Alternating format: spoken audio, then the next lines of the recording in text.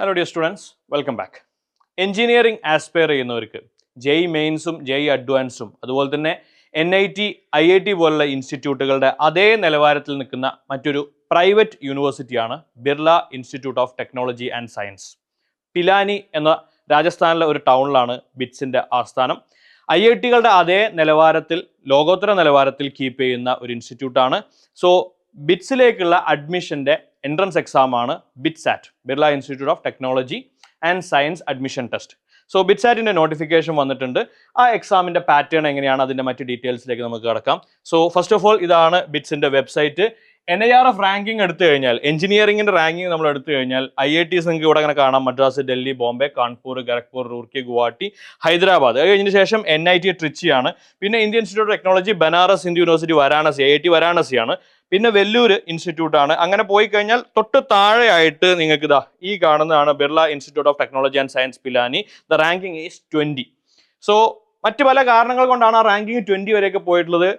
Even though 20 ആണെങ്കിലും old IITസിൻ്റെ അതേ നിലവാരം പുലർത്തുന്ന ഒരു പ്രൈവറ്റ് ഇൻസ്റ്റിറ്റ്യൂട്ടാണ്. വൺസ് അഗെയിൻ പ്രൈവറ്റ് ഇൻസ്റ്റിറ്റ്യൂട്ട് ആകുന്നതുകൊണ്ട് തന്നെ ഫീസ് കൊടുക്കാൻ പറ്റുന്നവർക്ക് മാത്രമേ അതിൽ ജോയിൻ ചെയ്യേണ്ടതുള്ളൂ. അല്ലാത്തവർ നല്ല NITകളും IITകളും ജോയിൻ ചെയ്യാൻ വേണ്ടി ശ്രമിക്കുക.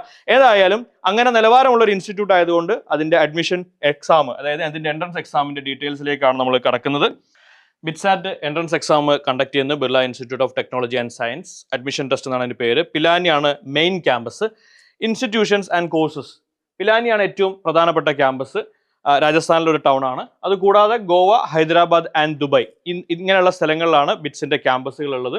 അവിടെയുള്ള പ്രധാനപ്പെട്ട കോഴ്സുകളാണ് നമ്മൾ ലിസ്റ്റ് ഔട്ട് ചെയ്തിട്ടുള്ളത്. BTech, BPharm, integrated MSc, PG കോഴ്സുകൾ വേറെയുണ്ട്, നമ്മളതിലേക്ക് കടക്കുന്നില്ല.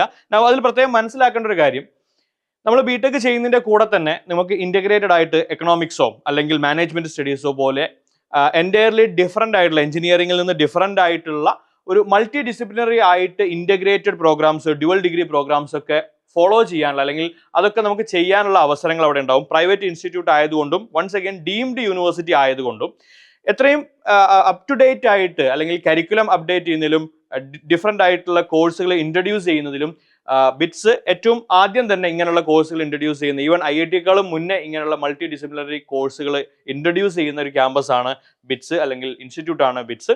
സോ അപ്പോൾ ഇൻ്റഗ്രേറ്റഡ് MSc പോലത്തെ പ്രോഗ്രാമുകളും അവിടെ ഉണ്ടെന്ന് മനസ്സിലാക്കുക. അതിൻ്റെ എക്സാമിനേഷൻസ് 2 സെഷൻസ് ആയിട്ട് 2 പ്രാവശ്യം നിങ്ങൾക്ക് അറ്റംപ്റ്റ് ചെയ്യാം.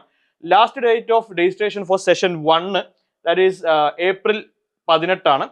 Last date of registration for session 2 അത് June 10. Test centre allotment first സെഷന്റെ കാര്യമാണ് നമ്മൾ പറയുന്നത്. May 13 test centre allotment. Admit card May 23.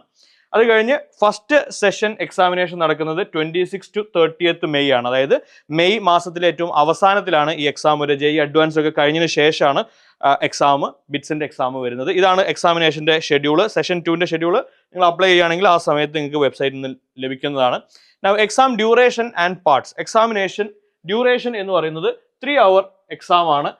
Each session 1 ആണെങ്കിലും 2 ആണെങ്കിലും 3 hour ആണ് എക്സാമിനേഷന്റെ ഡ്യൂറേഷൻ. 4 പാർട്ടുകളാണ് ഒരു എക്സാമിൽ ഉണ്ടാവുക. Physics, chemistry. 3ാമത്തെ പാർട്ടിൽ English proficiency and logical reasoning, അങ്ങനത്തെ ഒരു പാർട്ട് ഉണ്ട്. അത് കൂടാതെ 4ാമത്തത് മാത്തമാറ്റിക്സ് ഓർ ബയോളജി. ബയോളജി BPharmന് അറ്റംപ്റ്റ് ചെയ്യണമെന്നുണ്ടെങ്കിൽ, അല്ലെങ്കിൽ BPharm സെലക്ട് ചെയ്യണമെങ്കിൽ ബയോളജിയാണ് ആ സ്റ്റുഡൻസ് എഴുതേണ്ടത്. +3 -1 അതാണ് marking scheme. Number of questions check ചെയ്ത് കഴിഞ്ഞാൽ എക്സാമിനേഷൻ പാറ്റേണിൽ ഓരോ സബ്ജക്റ്റിലും ഫിസിക്സിൽ 30 questions, chemistry 30 questions, third part English and logical reasoning, അതിൽ ഇംഗ്ലീഷിൽ നിന്ന് 10, ലോജിക്കൽ റീസണിങ് 20 ക്വസ്റ്റ്യൻസ്, മാത്ത് ആണെങ്കിലും ബയോളജി ആണെങ്കിലും 40 ക്വസ്റ്റ്യൻസ്, ടോട്ടൽ 130 ക്വസ്റ്റ്യൻസ് ആണ്. 3 hour ആണ് എക്സാം. അപ്പോൾ വൺസ് അഗൈൻ ജെഇ മെയിൻസിന്റെ ലെവൽ, അല്ലെങ്കിൽ അതിനേക്കാളും കുറഞ്ഞ ലെവലിലാണ് ഉണ്ടാവുക. കാരണം 3 hour ആണ് ജെഇ മെയിൻസിന് ആൻഡ് 75 ക്വസ്റ്റ്യൻസ് ആണ് ഉണ്ടാവുക. ഇവിടെ 130 ക്വസ്റ്റ്യൻസ് ഉണ്ട്.